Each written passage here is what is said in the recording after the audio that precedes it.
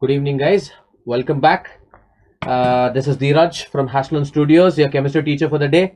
And the topic that we are looking at now is isomerism in coordination compounds, a part of the lecture series JEE and NEET. So this is the second session packed for the day, guys. Moving ahead, in the previous class, like you guys know, we looked at nomenclature of coordination compounds and other related concepts and numerical problems to do with that.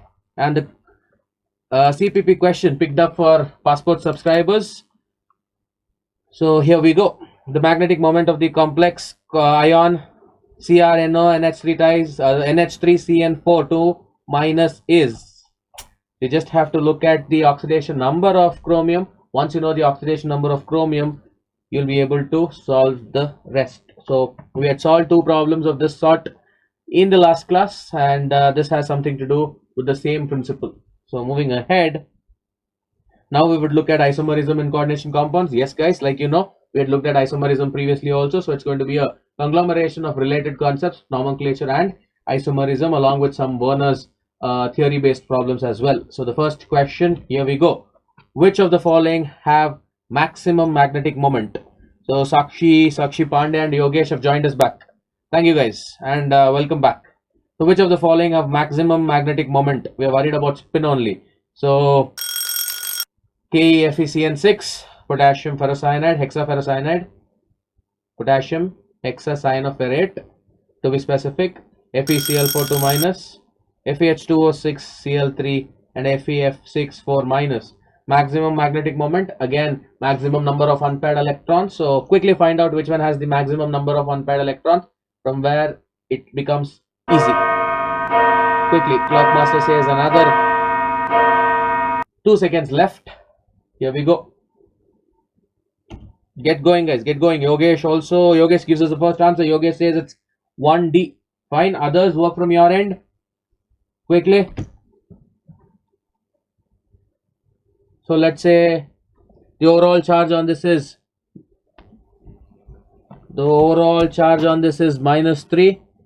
Here it's -2, and here also it is +3. So iron, A case, x minus 6 is equal to -3, so x has to be +3. So iron is in +3 oxidation state.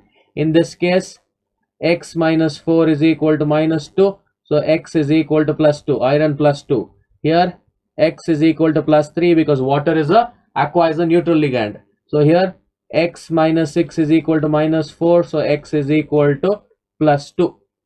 So iron in +3 oxidation states and +2 oxidation states in these cases. So what is it going to be? So Sakshi says it's 1D. Sakshi Pandey also says 1D. Yogesh also 1D. We have Chandana joining. Chandana, welcome to the webinar. And Chandana also says it's 1D. So which one is it going to be, guys? Think about it.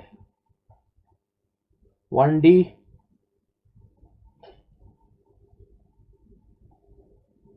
Yes. Right. All of you all have given us the right answer. Good. Moving on to the second problem. What is it going to be? Moving ahead, guys, quickly work on it. Select the correct statement about PtCl4.4H2O. So think about it. All the chlorides are bonded by primary valency. You just have to know the difference between primary valency and secondary valency. All the chlorides are bonded by primary valency. All the chlorides are bonded by secondary valency. All the NH3s are bonded by secondary valency. Half of the chlorides are bonded with the secondary valency. The Werner theory based question, if you know what is primary and secondary valency, you have the answer with you. So secondary valency is non-ionizable valency and primary valencies are ionizable valencies, the one outside the bracket. So work on it quickly. Time's up, guys. Work on it. Pretty straightforward. Shouldn't take you 45 seconds. So which one is it going to be?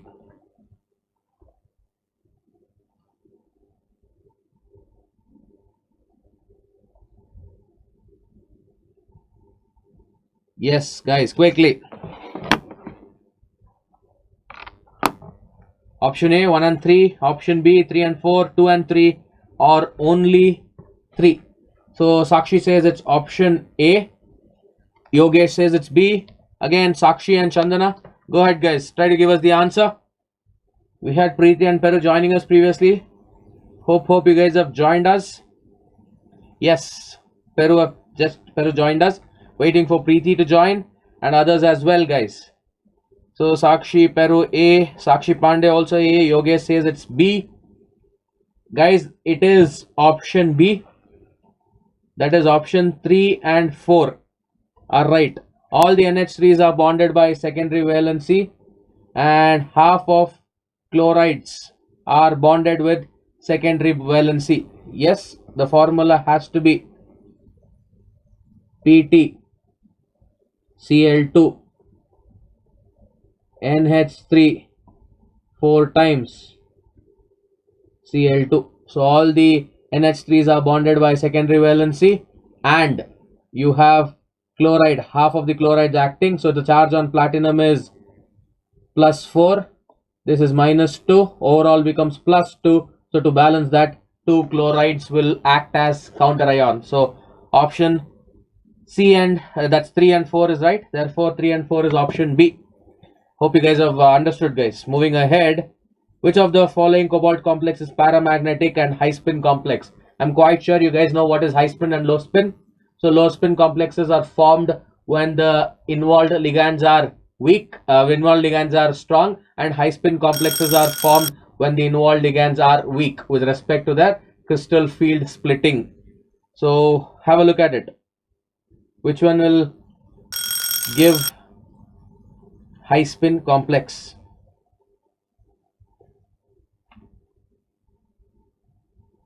You have water as a ligand, you have oxalate ion as a ligand, and you have cyanide as ligands. So if you know which is strong, I've given you the entire ligand series, that's the spectrochemical series in the previous class. So depending on that, if you have a understanding, you'll be able to give.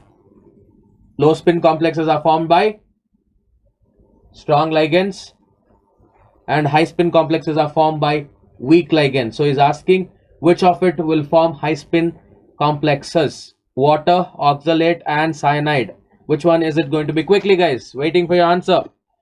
You just have to recall the list of ligands arranged in the spectrochemical series and you'll have the answer with you. Sakshi says it's B.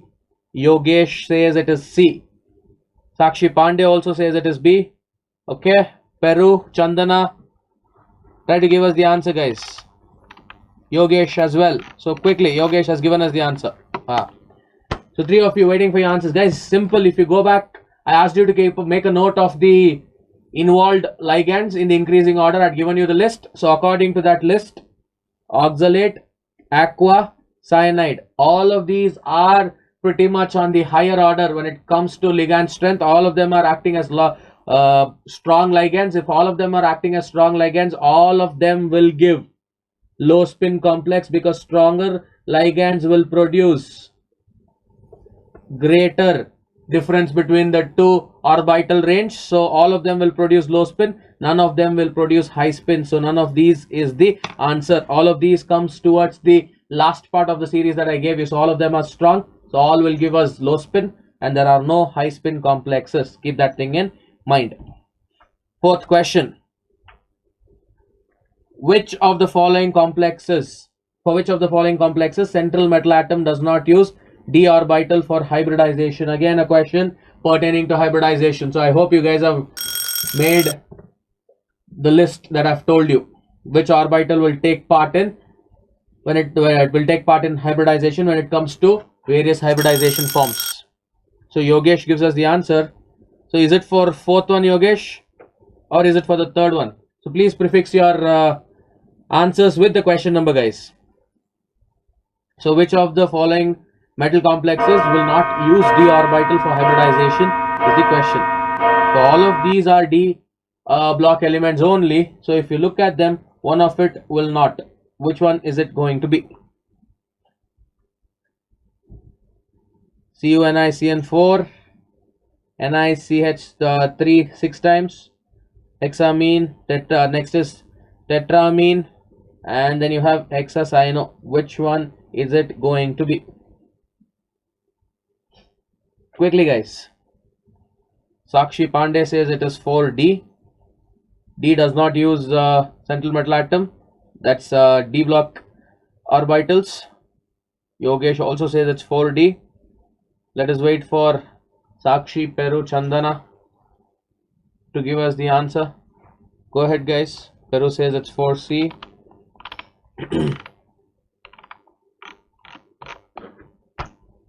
Others can try to answer. Guys, simple. You by now you should know this is your board exams. This is your board exams question, so you should be able to look at the hybridization pretty easily. So it is option NiCN4 4 minus, and the hybridization of NiCN4 4 minus is sp3. So, and if it is sp3, it is what? You know, it has to be tetrahedral. So the geometry is tetrahedral. So it is option A. It should not trouble you too much. You just have to systematically do it. I'll tell you how to do one. You can go back and work on it. So nickel tetracyanide, calculate the oxidation number, draw the orbitals for their excited state electronic configuration, check whether the involved ligand is strong or weak. Accordingly, you can pair the electrons and see which are the orbitals that will take part in hybridization, and there you'll have the answer. You will not be able to do it without drawing these things that I've just suggested: oxidation number of the central metal atom, corresponding arrangement of orbitals and the electrons, and seeing whether the involved ligand is strong or weak, and then correspondingly pairing the unpaired electrons and checking which are the orbitals that will incorporate the incoming ligands electrons. That's the only way you can check the hybridization. Based on that, it has to be option A, which is cyanide ligand and nickel central metal atom, and the involved hybridization is sp3. Draw. You should be able to give us the answer the next time, guys. So a little time for you guys. The valency of Cr in the complex CrH2O4 Cl2 is, so we had quite a few people giving us the right answer. So the right answer for this question was given to us by Yogesh, who have joined us. So congratulations, Yogesh. Good. Yogesh has won the atom session quite a few times, and I'm quite sure he has made good use of it. Again, let me tell it to you, Yogesh, you have won yourself an atom session, which gives you exclusive right to get a question or a concept answered by our in-house experts within 20 minutes of posting the question or the concept. So good. So he has given us the answer, and there we go. Next, the slide that you guys see would be is for 60 seconds, and go for it, guys. Fastest finger first, like I always say. Here we go.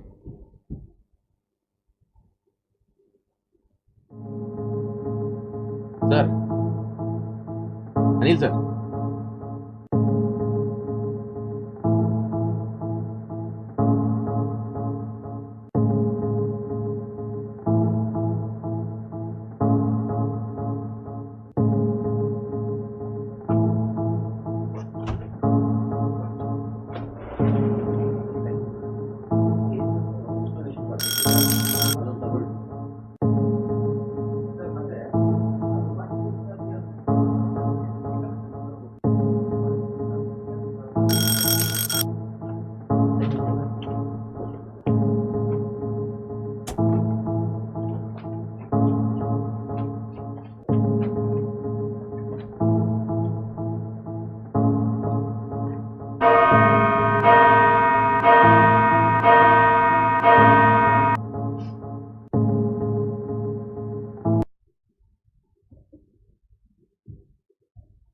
So guys, I'm going back to the previous question. That's the previous class contest question, since Sakshi asked us for explanation. So I'll try to give the explanation for that. Meanwhile, Yogesh, Sakshi Pandey, Sakshi has given us the answer. Peru didn't give the answer, nor did Chandana. Guys, you can work, and I'll try to explain the previous class's contest question. Here we go. So the valency of Cr in the complex Cr. So it's Cr H2O4 times Cl2 is. So you just have to click. See guys, in Cr H2O 4 times plus, so there is a plus here, plus the valency of Cr is, x plus 4 into 0 plus 2 into minus 1. So we are talking about Oh, I forgot Cl2 here. We're talking about Cl2 also here. So H2O and Cl, we're talking about the charge. Aqua's charge is 0, Cl charge is -1. There are 2 chlorine, -1 into 2 and 4 aqua. Therefore, this entire thing is equal to the overall charge here is +1. Therefore, x minus 2 is equal to +1 or x is equal to +3. So that is how we have calculated the valency. So x was the right answer which Yogesh gave to us. So this was the right answer. I hope I have answered your question, Sakshi Pandey. Let me know if there are more queries. Now let us quickly move ahead to the 5th question assigned for today. Which of the following is the right structure of diene? Diene stands for diethyl triamine or diethylene triamine to be more precise. Diethylene triamine. So you just have to go by the name diethylene triamine. Look at the number of carbons and nitrogens. You will have the answer in front of you. So diethylene triamine, which one is it going to be?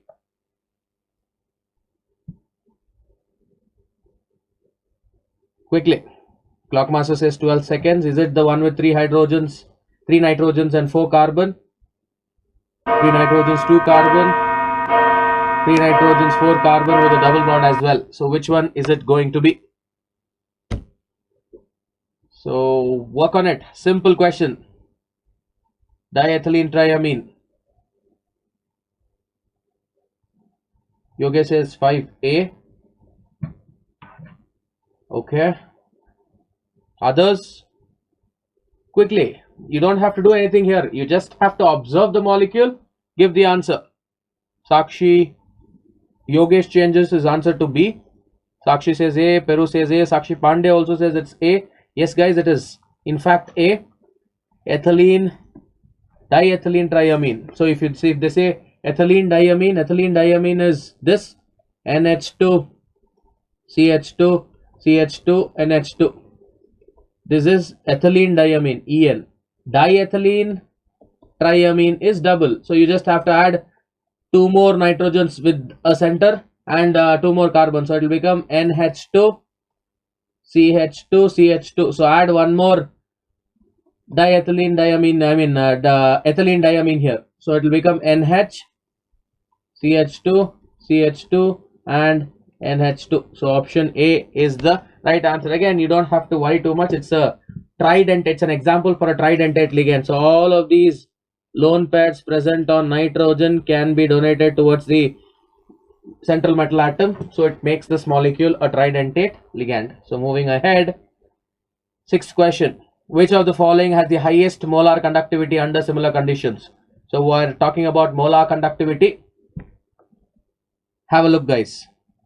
Which of the following has the highest molar conductivity under similar conditions? Diamine dichloroplatinum 2, tetramine dichlorocobalt 3 chloride, potassium hexacyanoferrate and hexa aquachromium chloride. Draw the molecular structure or the molecular formula properly, then you will be able to give us an answer instantaneously. Clock master says 10 seconds. Draw the structures guys. I'll give you a couple of more seconds, no worries.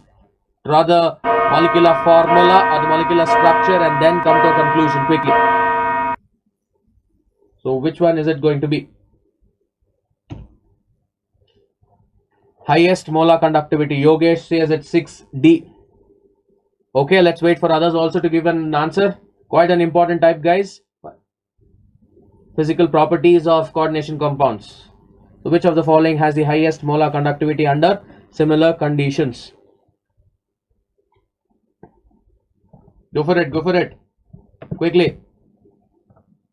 Sakshi Pandey has also given us the answer, followed by Yogesh. D and B so far. Okay.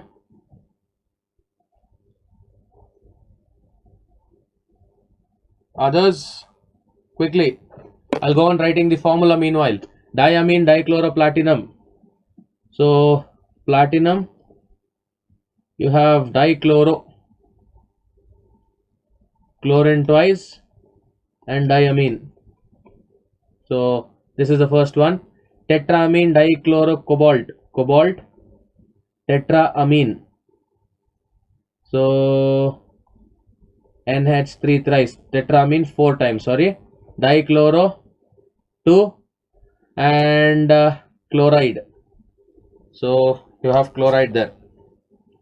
Potassium hexacyanoferrate, potassium K3, iron Fe, hexacyano 6 times. So potassium hexacyanoferrate, iron is in +2 oxidation state, so it will not be +3, it will be +4, that is K4. Hexa aqua chromium chloride, hexa aqua chromium, hexa aqua 6 times, chromium 3, therefore Cl3 chloride. So this has to be the overall structure. So Peru, Sakshi Pandey, Sakshi and Peru says it's B, Yogesh D, and Chandana says it is C. And let me tell you guys, it is indeed option C, because you straight away have the compounds in front of this. This will not form ions because everything is inside the coordination bracket or the coordination sphere, and this on the other hand will form 2 ions. This on the other hand will form 4 plus 1, 5 ions, and this will form 4 ions.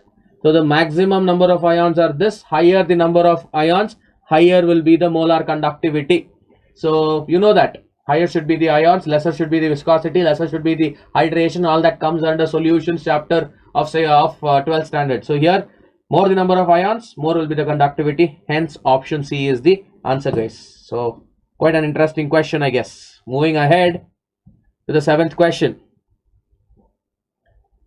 Which of the following complexes exhibit optical isomerism? We had seen the question in the previous session as well, but the difference is there I had given you the formula and told you what are the forms involved. Here I have given you the name. So convert the name into the formula and then check whether it belongs to any of the formulae that I gave, which will show optical isomerism. So you have 20 seconds left guys. Go for it.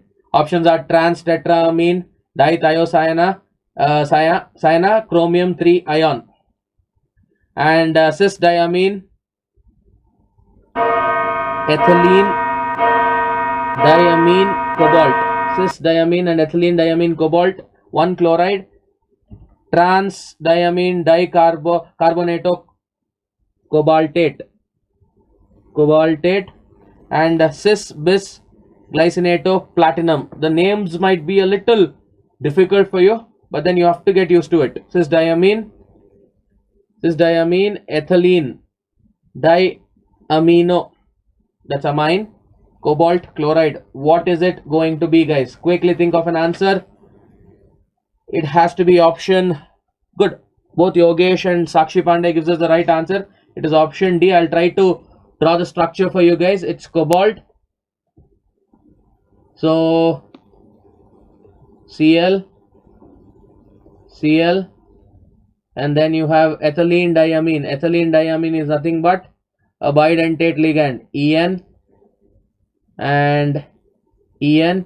Since it's a bidentate ligand, it will be used for both of these positions, and this belongs to the type MAA2 B2. So bidentate ligands twice and B2 twice. Yes, this is one of the compound that I gave you in the previous session, which I told you will show optical isomerism. So it is option B. So Sakshi, Yogesh and Dhanushree, welcome to the webinar. So Dhanushree straight away enters the webinar by giving us the right answer. Peru as well. Chandana says cis bis glycinato platinum. No. The next task, I've given you 2 or 3 works, guys. The first one was to draw the structures of optical isomers, which is the right answer. And after that, I also want you to look at the structure of the compounds which are not the answer. In this case, option B is the answer for which I have drawn the structure. I want you to look at the structure of the others as well. That way, you'll be able to tell whether it is going to be optically active or not. Optical isomerism, I've told you. Make a list of compounds. I've given you for octahedral. Make it for tetrahedral. Keep it handy. That's one way. The other way is look at the structure. Looking at the structure, you should be able to tell us whether it will show isomerism or not. These are the 2 ways in which they can ask you questions. So 3 things regarding to structures and optical isomerism that you have to do for today. Keep that thing in mind, guys. Moving ahead, guys, which will give a white precipitate with AgNO3 in aqueous solution. So in other words, we are asking you which of the compound will give chloride. when it undergoes ionization. So we have seen quite a few questions of this sort, not even though if not directly we have seen these. So try to give us the answer really quick. Which of the following will give a white precipitate with silver nitrate in aqueous solution?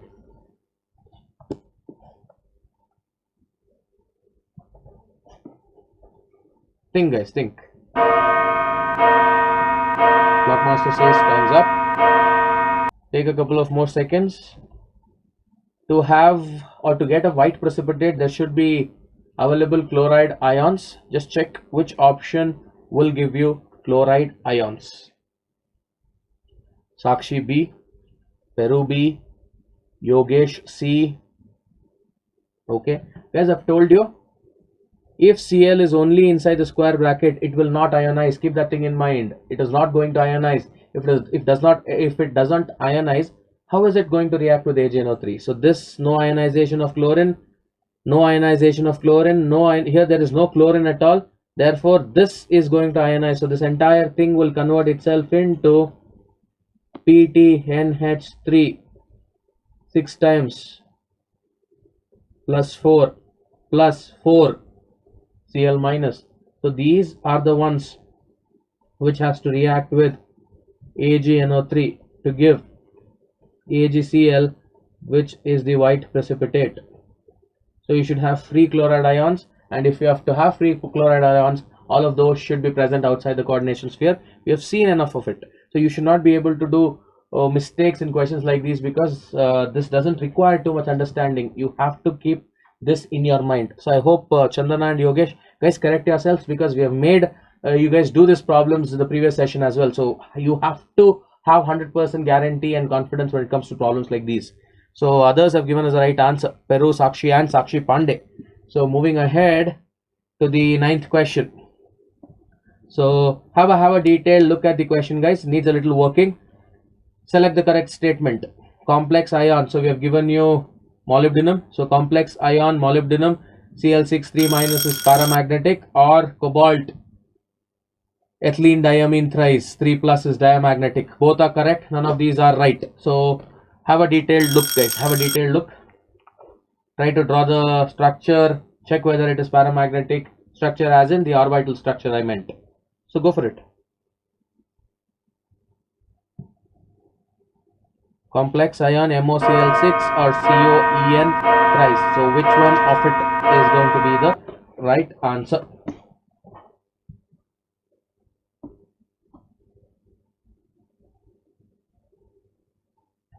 You have to find this out.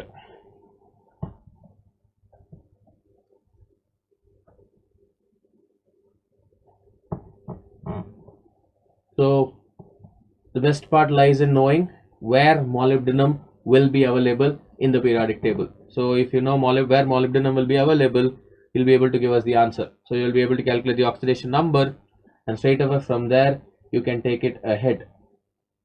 So I'll give you the idea for this. Molybdenum chloride is going to have the hybridization sp3d2. You just have to do the same thing that we have done so far. Calculate the oxidation number. After calculating oxidation number, you tell whether Cl is a strong ligand or a weak ligand. I know Cl is a weak ligand, so pairing of electrons will not take place. If pairing of electrons does not take place, pairing of what electrons? Pairing of the central atom electrons. If does not take place, the incoming 6 pairs of electrons will occupy what orbitals? It's going to occupy these 6 orbitals, sp3d2. So in this case the hybridization is sp3d2, and in this case it is d2sp3. So therefore this is the direct part that I've given you. Meanwhile, you should have worked from your end as to what is the oxidation number of molybdenum. In this case, molybdenum's oxidation number is +3. Even in this case, cobalt's oxidation number is +3. So both of them have unpaired electrons. So if this has unpaired electrons, I must say, and this does not have unpaired electrons, therefore both are correct. So the complex ion CO3+ is diamagnetic, and the complex ion of MO3+ is paramagnetic. I've given you information about magnetism along with that of hybridization also. So in order to answer questions like these, you at least have to know the elements of the first row of D block elements. Apart from that, you have to know the second and third as well. Some of the important ones which you have seen: hafnium, zirconium, molybdenum, tin, which under which element you will have these. Having understood these things, you'll be able to answer them pretty straightforward. Otherwise, it'll look like problems which we will not know where to approach from. So once you know that, it becomes very easy, guys. So Sakshi Chandana and Sakshi Pandey gave us the right answer. Yogesh and Peru didn't, but then I've given you the reason, guys. So go ahead, work on it. Now, moving ahead to the 10th problem. Again, a couple of more problems left for today's class. So complex compound whose central atom is in its +1 oxidation state with coordination number 2 can show isomerism. So we are asking you that choose the coordination compound in such a way that the central metal atom's oxidation state will be +1 and its coordination number will be 2. So the first task is to draw or give an example of a coordination compound with this criteria, and then you can decide which is the structural isomerism shown. It's not just giving you structural, it's giving you stereo also. Ionization, hydrate and linkage are part of structural isomerism. Geometrical is stereo. So draw the structure first, guys. Only after you draw the structure or draw the formula, you will be able to tell us which isomerism it shall be showing. So think about it. Central metal atom with coordination number 1 and coordination number 2 and oxidation state 1. So which one is it going to be? Oxidation state +1 and coordination number 2. Quickly, guys.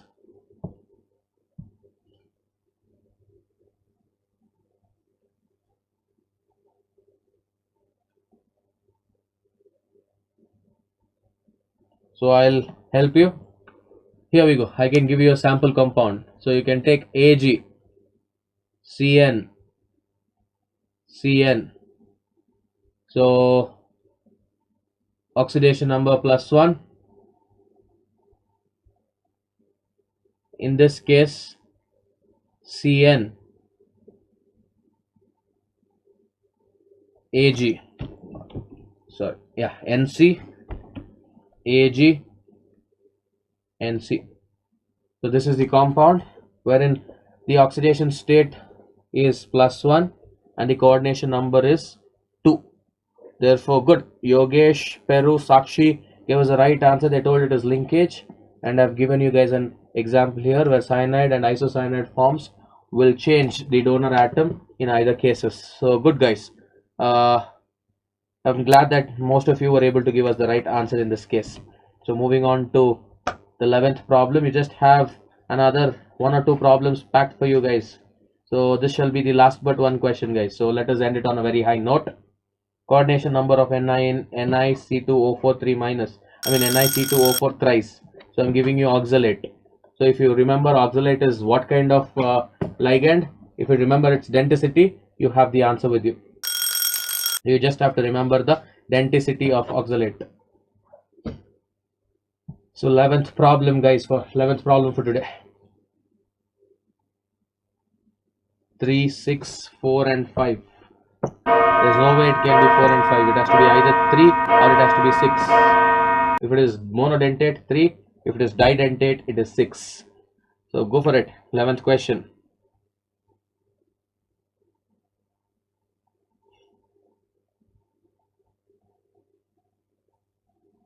Coordination number of Ni.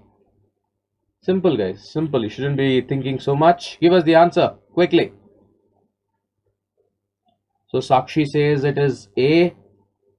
Okay, let us wait for Sakshi Pandey, Yogesh, Peru, Chandana, Preeti. So we lost Preeti somewhere in the beginning of the webinar only.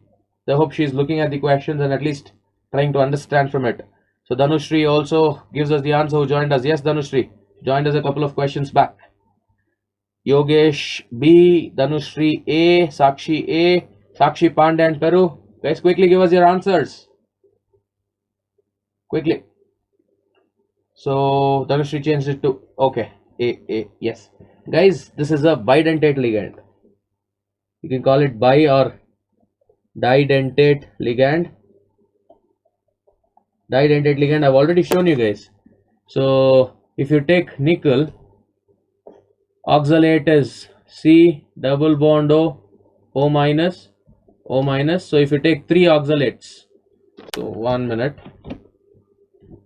So it is C double bond O minus, C double bond O minus. This is one oxalate. Again, C double bond O, C double bond O minus and O minus. One more oxalate, C double bond O, C double bond O minus, O minus. So if you look at it, there is 1, 2, 3, 4, 5 and 6. There are 6 donor atoms because it is a didentate ligand. Every ion will share 2 pairs of electrons. 2 pairs of electrons means 2 bonds. So 2 into 3, 6. The coordination number will be 6 in this case, guys. Do not confuse yourselves.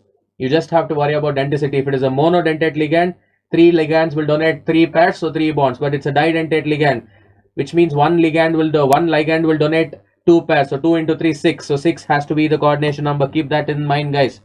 Simple one, yet quite important.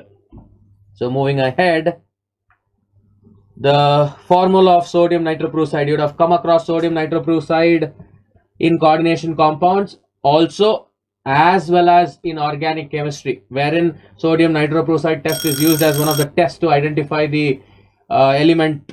So under elemental analysis also we would have looked at sodium nitroprusside. So quickly give us the formula for sodium nitroprusside. Na4 FeCN5 NOS, Na2 FeCN5 NO, NaFe FeCN6 and Na twice FeCN6 NO2. Which one is it going to be? Sodium nitroprusside. So clock master says 2 seconds left.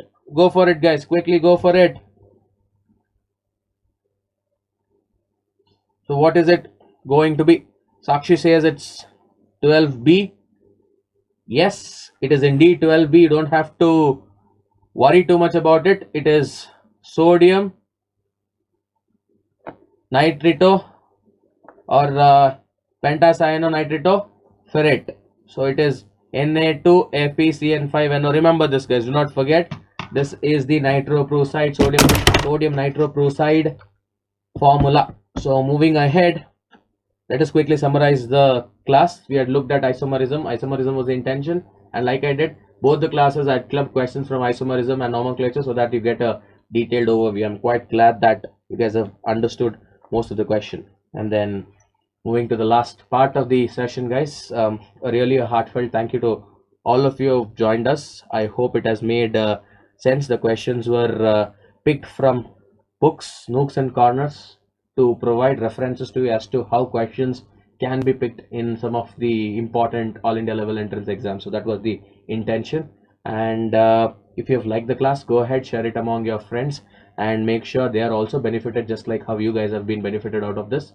And the CPP questions have been unlocked for this session, and passport subscribers can go ahead and solve it within the heat of the moment.